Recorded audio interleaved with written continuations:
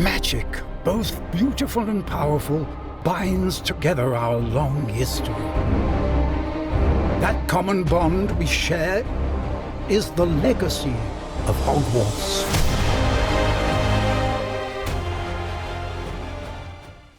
As strange as it may seem, you don't start your Hogwarts Legacy playthrough with a lightning-shaped scar on your forehead or a prophecy to fulfill.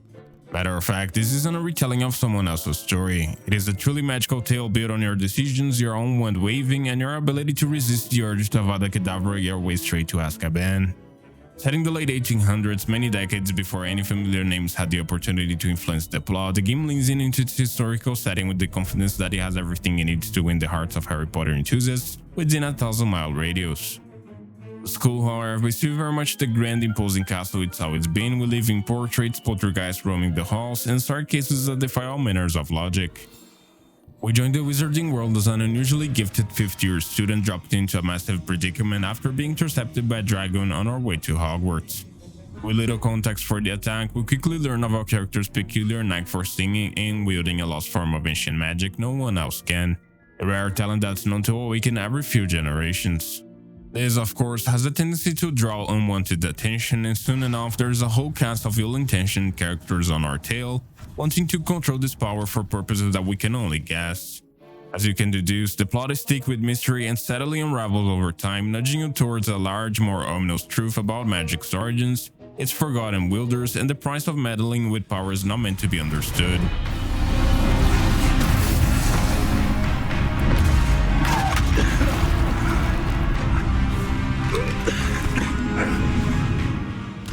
What gives Hogwarts Legacy its pull is how seamlessly it incorporates RPG elements, customization, and choice-driven storytelling.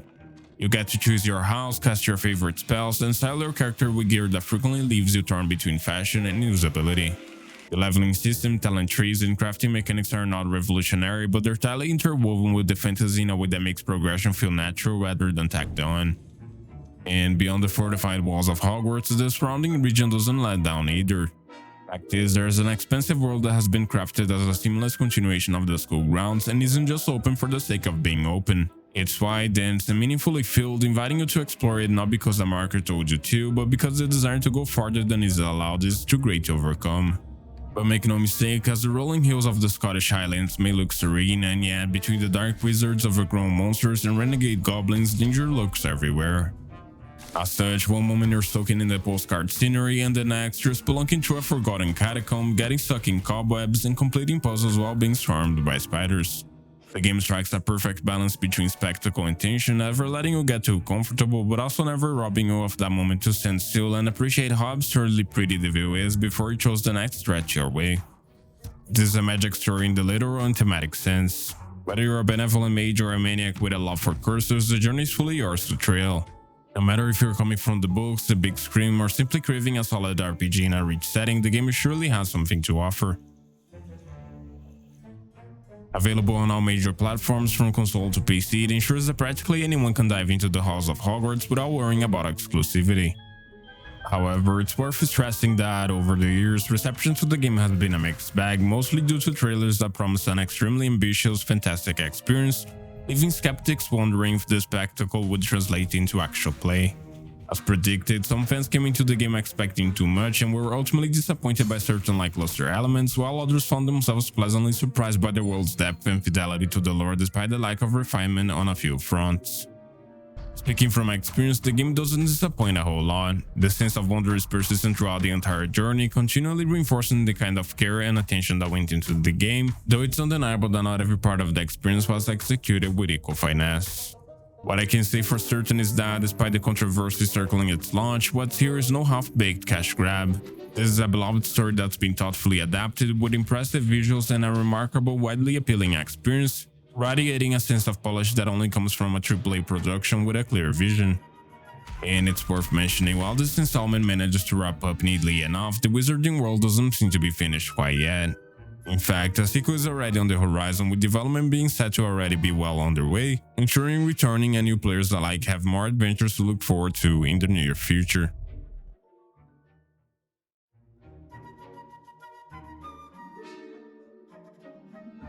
If things matter more than a first impression. Thankfully, Hogwarts Legacy is aware enough of this to avoid wasting yours on half measures.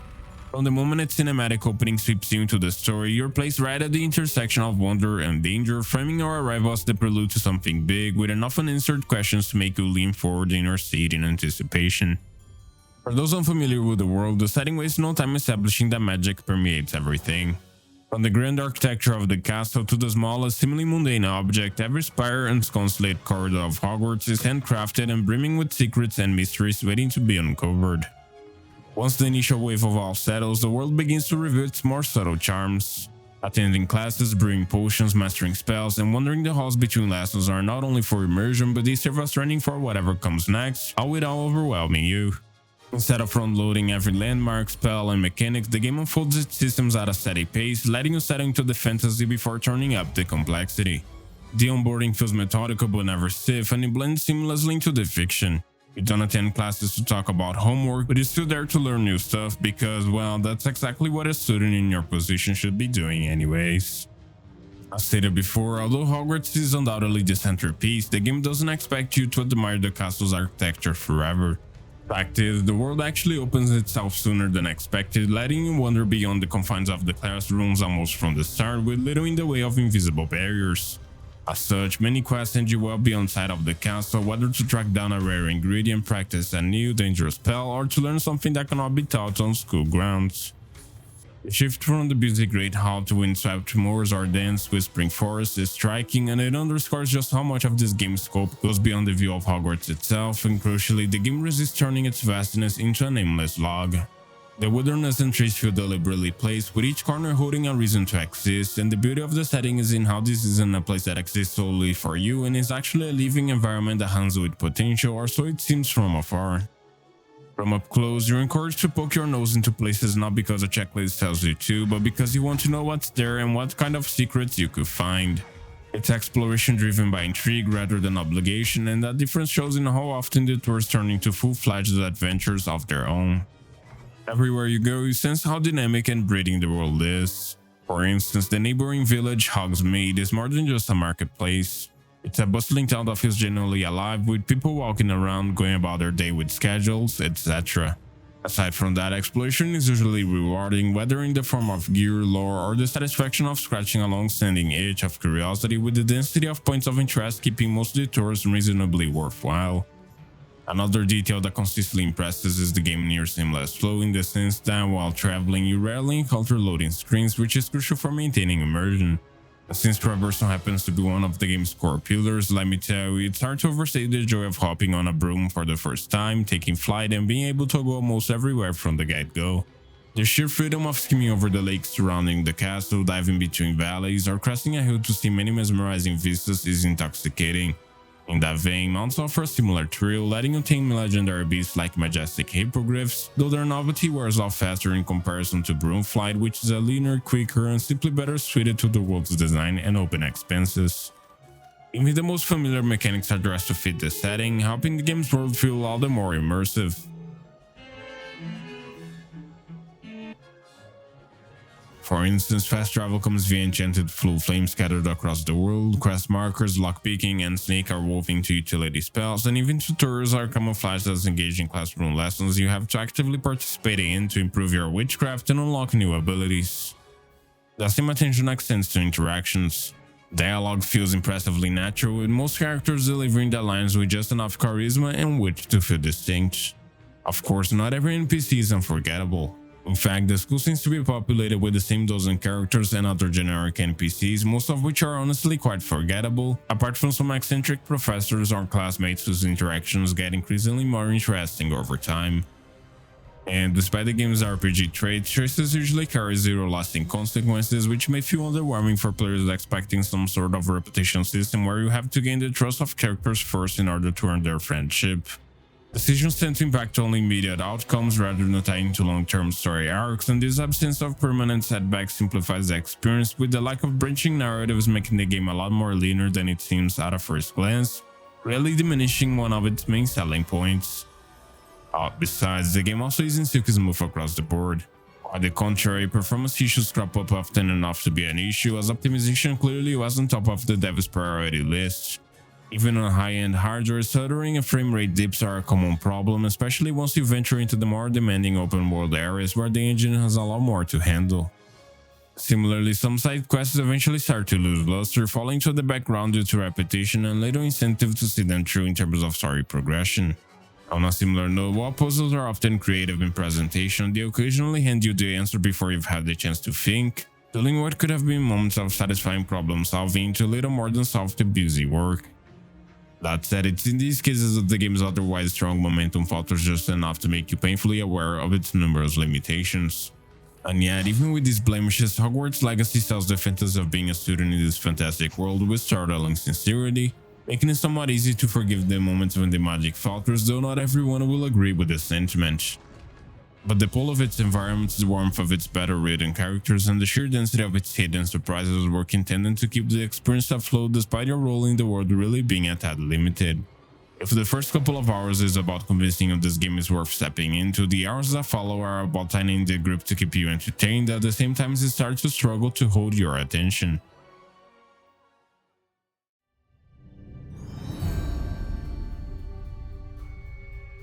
After catching our footing and learning the basics of witchcraft, going on a few adventures and getting acquainted with the daily routine, the next step is to master what we have been taught.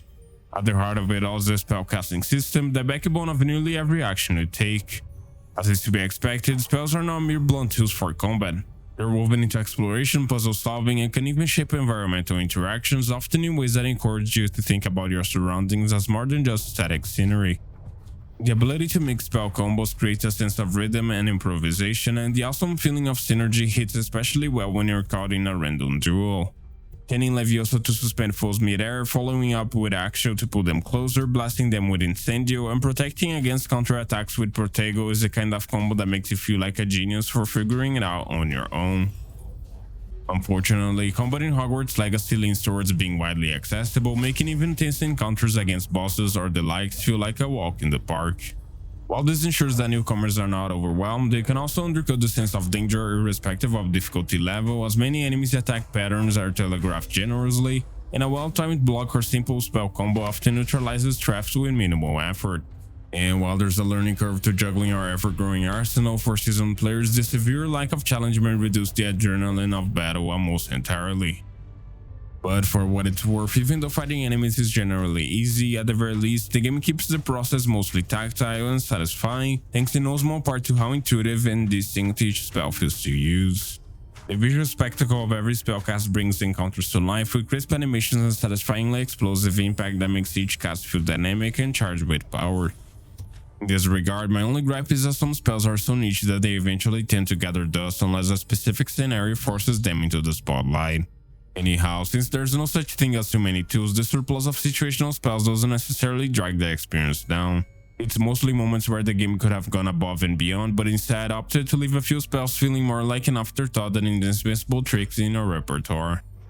Besides that, enemy variety helps keep the loop from going stale, with a bestiary that provides a plethora of creatures for you to test your mettle against, each with its own quirks and weaknesses. That's to say, each encounter demands a slightly different approach, forcing you to adapt rather than lean on a single overpowered tactic on repeat until the game is over. On a similar vein, the talents tree adds another layer to the combat and exploration loop to shake things up a bit, offering a wide array of perks that alter how you play, and the customization is robust enough to let you lean into a preferred playstyle without being pushed into certain roles, which is, without a doubt, majorly positive. The pacing of allocating points every few level ups feels sufficiently rewarding, and there's rarely a sense of wasted progression, although players who spread themselves too thin may find that their builds lack the punch of a more focused approach. If anything, my biggest critique here is how you can literally complete the whole game without spending a single point in the skill tree, which means that these choices are not exactly as important as they might seem at first. Aside from that, the gear system adds another layer to the loop, offering ways to enhance your character's capabilities beyond just leveling up. As hinted before, there's a persistent tension between fashion and function. You face small but somewhat meaningful choices between outfits that make you look the part and those that actually improve your stats, meaning appearance often takes the backseat to raw efficiency. Honestly, it's a bit lame when you have finally pieced together a great look, only for the game to hand you an objectively superior robe that makes you look completely out of place. That said, it's worth noting that inventory management too can become a considerable nuisance, as space limitations occasionally force you to dismantle gear mid-adventure, if you cannot reach a vendor to free up some space in exchange for gold. In short, it's a small but annoying interruption that chips away at the game's pacing for no good reason, but at least it stops being a big issue by mid/late game after you have completed a few trials that magically grant you more carrying capacity, only requiring you to have unlocked specific spells that it doesn't tell you straight up which ones they are, so you have to figure that part out on your own. Aside from that, potion brewing and plant cultivation are not only thematic fitting but add a strategic layer to preparation, rewarding for thought. But the reward timers to prepare certain concoctions, however, can be a massive drag, especially when you're itching to jump back into the action. Having to go through the loops of resource collection isn't painless either, especially if you treat it like a checklist rather than an organic part of exploration. Taken together, these systems give Hogwarts Legacy a strong gameplay loop that rarely falters.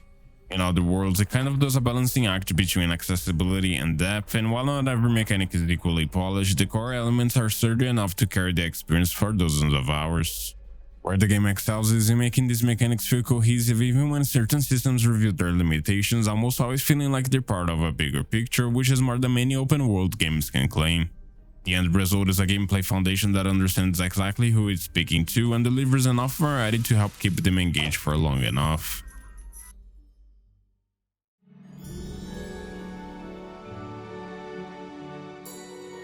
From a relic of the past to what has culminated into one of the most impressive games I've played to date, Hogwarts Legacy does justice to a multi-generational treasure that has been a constant through many of our lives. Needless to say, I liked the game way more than I expected, not because it reinvented the wheel or was a flawless masterpiece, but because it embraced what mattered most and delivered it with conviction. In an age where many adaptations feel like hollow cash grabs, such a feat is nothing short of admirable and shows a willingness to treat the material with the care and respect it deserves rather than simply banking on a nostalgia trip. On the side of pacing and length, I would say it mostly hits the sweet spot. There's enough meat to chew on for dozens of hours if you drink from the deep well of side content, and the main story won't overstay its welcome for players who stick to the well-trodden path. However, it's important to reinforce that value here depends on appetite, and if you want a sprawling game that rewards curiosity, it's easy to get your money's worth. But if you crave razor-tight design and mechanical perfection across the board, you would definitely notice the rough edges more and more. Technically and artistically, it's fair to say we have come a long way from the era when games were made with soul and spirit, but Hogwarts Legacy steps up to the plate to challenge that growing trend. The world building, audio design, and attention to detail are truly astonishing, with moments when the game looks, sounds, and feels truly magnificent. But sometimes ambition can outpace finish with imperfections such as performance hiccups, repetitive quest scaffolding, and occasional design friction keeping it from being wholly immaculate. These blemishes point to the difficulty in marrying large-scale open worlds with meticulous storytelling paired with the scarring of a noticeably hurried development cycle. For long-standing fans, the question of whether the game is considered canon is a strong one. As an addition to the Wizarding universe, Hogwarts Legacy neither revolutionizes nor diminishes the franchise's legacy. A standalone, self-contained entry that navigates the tightrope reasonably well while introducing new elements and characters that don't conflict with the existing lore. Plus, the story largely fits comfortably within the broader universe, offering a sense of authenticity without being constrained by rigid adherence to every detail. The decision to set the story several decades before the well-known events of the books frees it from direct comparisons, allowing it to carve out its own lore without quote-unquote stepping on sacred ground. The result is a delightful interpretation of the Wizarding world that's completely worth stepping into, provided you're willing to forgive a few stumbles while you learn to appreciate the things it does well. On that note, the plot builds steadily, teasing wider mysteries while anchoring much of the action in character-driven moments that feel purposeful, albeit kind of weak. Still, the ending manages to close the main beats with reasonable care. Not with a shocking finale for sure, but a conclusion that nods at their journey and the choices you made along the way, which suits the tone the rest of the game cultivates over its length. And while it may not leave players who stick through the very end completely awestruck, it still offers a reasonably sensible and logical conclusion that wraps up the story on a high note. Looking back, Hogwarts Legacy succeeds as a sprawling RPG that captures much of what makes the Wizarding world enchanting while delivering an accessible, consistent gameplay loop, and for many, this sadness is exactly what makes it enjoyable. The emotional payoff of exploring, customizing, and just being a part of the world feeds a forgiving lens, but it's also worth acknowledging that despite its merits, the shallowness and artificiality on multiple fronts will be persistent irritants that might erode their shine over time. Anyhow, if you're someone who has dreamed of stepping foot in the House of Hogwarts, this is very likely to be right up your alley, but with a few caveats. Although it certainly won't blow anyone's minds, primarily due to the happy vanilla aftertaste coating every mechanic, every system, the game remains a solid entry point for newcomers and a rich playground for those who want more than just a Hogwarts walking simulator, offering enough depth and charm to be considered worth its price tag.